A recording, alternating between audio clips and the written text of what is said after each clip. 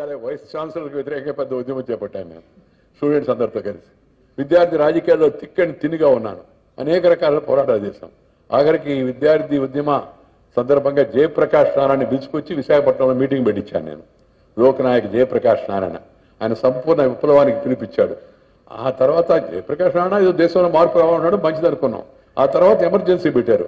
ఎమర్జెన్సీలో నిన్ను కూడా అరెస్ట్ చేస్తున్నావు అన్నారు. నన్ను ఎందుకు అరెస్ట్ చేస్తారా, నేనేం పార్టీ మెంబర్ కాదు, ఏంది కాదంటే నువ్వు జయప్రకాష్ అని పిలిపించావు యూనివర్సిటీకి, అందుకే నిన్ను కూడా మీసా కింద బుక్ చేస్తున్నావు అన్నారు. MISA maintenance of internal security act అని. మేము దాన్ని అప్పుడు నవ్వులాడుతూ మీసా అంటే maintenance of Indira security act అని పేరు పెట్టాం దాన్ని ముద్దుగా. అట్లా పేర్లు, అలాంటి సమాసాలు, అలాంటి ఎతి, అలాంటి ప్రాసలు, అలాంటివి అటే వచ్చేస్తుండేవి. అదే అవే వచ్చేస్తుండేవి, వాటి అంతా దుర్ది వస్తుండేవి. నాకు ఇంకో గుర్తు కూడా వస్తుంది. విశాఖపట్నం ఎంత నాకు తెలివితేటలు నేర్పించింది అంటే, ఈ వైజాగ్ జైల్లో ఉండగా నాతో కలిసి తిరిగాడని హరిబాబు గారు కూడా జైల్లో పెట్టారు. ఆయనకు వచ్చిన ఉపకారం అది. విషయాల పట్ల రాజీ పడే ప్రసక్తి మా ఇద్దరికి అలవాటు కాదు చిన్నప్పటి నుంచి కూడా. సౌత్ ఇండియాలో భారతీయ జనతా పార్టీ కార్పొరేషన్కి విశాఖపట్నంలో పోటీ చేసి 48 వార్డులు అనుకుంటాను. అప్పుడు 48 వార్డులు కూడా వార్డుకి తిరిగి మీటింగులు పెట్టాం. ఎన్ఎస్ఆర్ రెడ్డి గారు మొదటిసారిగా గెలిచాడు. ఆయన కూడా మంచి కార్యసాధకుడు, పట్టుదల గల వ్యక్తి. మొదటిసారి దక్షిణ భారతదేశంలో మన జెండాను ఎగరేస్తున్నాడు. అందుకని నేను 48 రోజులు ఉన్నా ఇక్కడ వచ్చి. అందుకని నాకు విశాఖపట్నం గురించి బాగా అనుభవం. ఆ తర్వాత జైల్లో వచ్చిన అనుభవం, ఆ తర్వాత కూడా నాకు విశాఖపట్నం మీద అమితమైన అనురాగం కలగడానికి కారణం అంటే నా జీవితాన్ని ఒక రకంగా మలుపు తిప్పిన మహానగరం విశాఖపట్నం. అందుకని మన మోడీ గారు ఈ 3 ఆకర్షణీయ నగరాలు అని ఏర్పాటు చేస్తున్నాం, అమెరికా అధ్యక్షుడు మాట్లాడుతున్నాను, 3 పేర్లు చూడన్నాడు. చూడండి 3 పేర్లు, మొట్టమొదటి పేరు నేను విశాఖపట్నం పేరు చెప్పాను, ఆకర్షణీయ నగరంగా విశాఖపట్నం పేరు.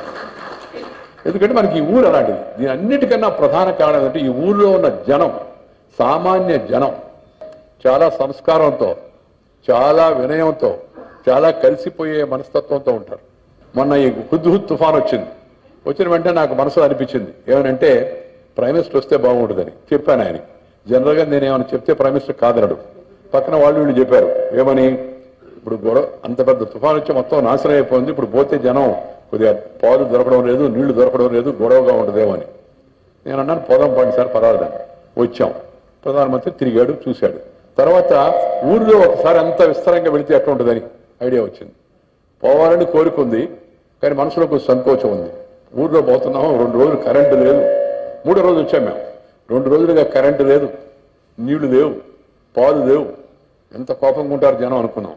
కానీ నాకు ఆశ్చర్యం ఏంటంటే ఈ మొదటి నుంచి మన వరకు వెళ్ళి తిరిగి ఎయిర్పోర్ట్కి వెళ్ళేంత వరకు రోడ్లు పక్కన వేలాది మంది యువకులు, మహిళలు, జనం నిలబడి ప్రధానమంత్రికి ఆయన నాకు చెప్పాడు, నా జీవితంలో వెంకయ్యజీ ఇలాంటి పరిస్థితి చూడలేదు.